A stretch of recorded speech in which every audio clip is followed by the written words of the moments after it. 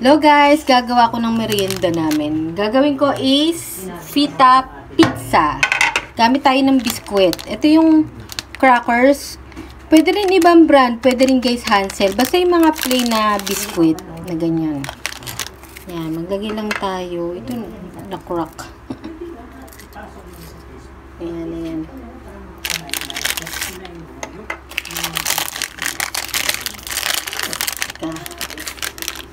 Kailangan buo eh. Minsan kasi makakaano ka ng nagka-crack. Yan. Tingnan natin kung kakasya. Ayan. Ayan. Tapos, gamitin ko to yung ketchup ng Jollibee. Mga libre rin ganyan. Marami kasi kaming ganito. Pwede rin guys, UFC. Ito kasi tomato ketchup, diba to? Ayan, maglalagay tayo. Pwede rin naman guys, tomato sauce. Kung may mga tira-tira kayong tomato sauce dyan sa bahay, pwede rin yun.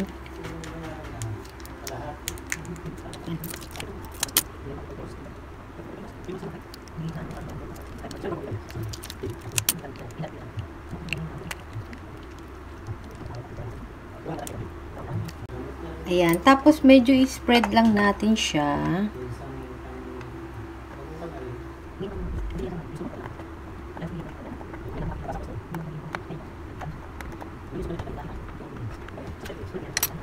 Tapos, ayan guys, meron ako ditong cook na giniling na to, luto na to guys. Saka bell pepper, saka ng sibuyas. Ito, ingredients to sa picadillo namin. So, ayan. Kumuha lang ako ng onte para hindi na ako bibili, diba? Para tipid. Ayan, maglalagay tayo ng ano rin pala, cheese. Yung cheese na ganito lang, oh. Yung ganito kalaki. Mas maganda, guys, kung gamit nyo is quick melt. Kasi mas madali yung matunaw. Ito kasi hindi siya quick melt. Mas maganda kasi itsura guys pagka quick melt eh. Mas maganda yung output. Pero pwede na yan kasi ito mura lang. Makakabili kayo ng budget pack lang. Yan. Kita pa ba? Kita. Ayan.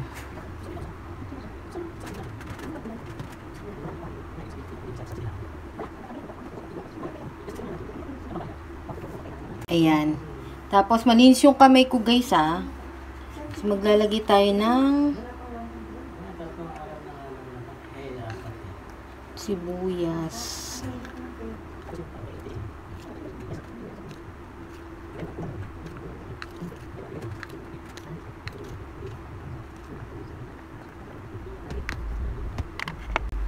Bell pepper. Lagay din tayo. Lahat na natin.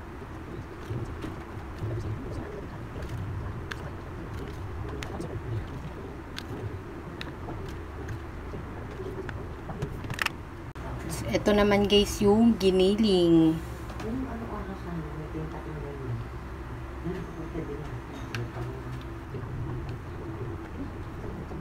Kurulugit natin.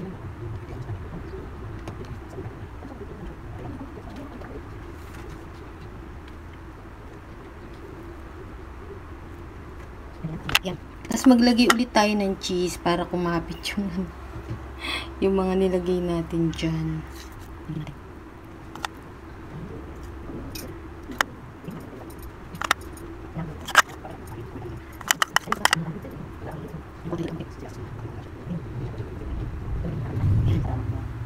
Tapos lagay na rin natin itong mga tira-tira para hindi sayang. Wala natin pagkakita.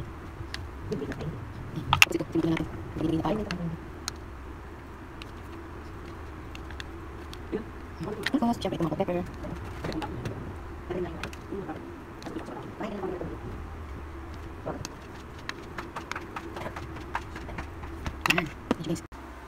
So, ayan na itsura niya, guys. Ito siya. Wala kaming oven, kaya sa kawali na lang.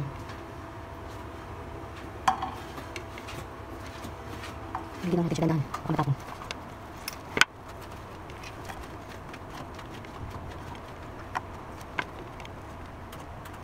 Yan. Tapos, takpan lang natin siya. Hindi natin pagtakip. Buksan natin na mahina apoy lang. Ayan, mahinang apoy lang. Hanggang sa mag-melt yung ating ano dyan. Ating keso. Kasi luto naman na yung ano, yung giniling dyan. Tsaka yung mga ano naman, kinakain naman yan ng hilaw eh. Diba yung mga bell pepper tsaka yung onion. Ayan guys. Silip-silipin nyo rin ha guys. Kasi ano, baka nasusunog na yung biskuit. Silip-silipin nyo din. Ayun. Hindi talaga siya magmumukhang sobrang melted guys. Kasi nga hindi quick melt ang ginamit ko. So okay na yan. Mga ilang minuto na rin naman siya. Kasi kung tatagalan ko pa, masusunog na yung biskuit. So lagay ko na siya. So ito na guys ang finished product. Ayan. Ayan siya. Mas maganda guys kung quick melt ang gagamitin nyo. Kasi mas maganda yung itsura ng keso nun. As in tunong na tunaw. Ito guys, malambot naman na yung cheese niyan. Hindi nga lang talaga siya magmumukhang tunaw dahil hindi siya quick melt. At kung pinatagal naman natin siya guys, masusunog naman yung biskuit. Ayan. Subukan natin isa ha. Diba? Ito.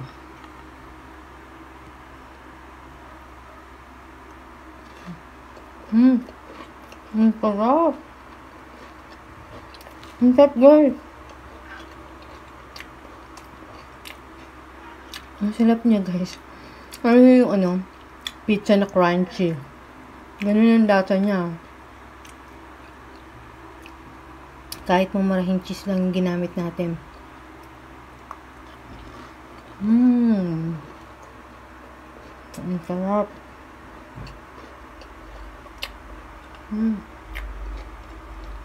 Try nyo to guys. Hindi ako mapapahiya sa recipe na to guys.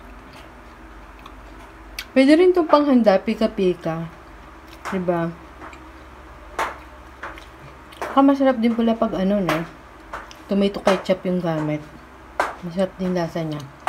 Lasang legit na pizza.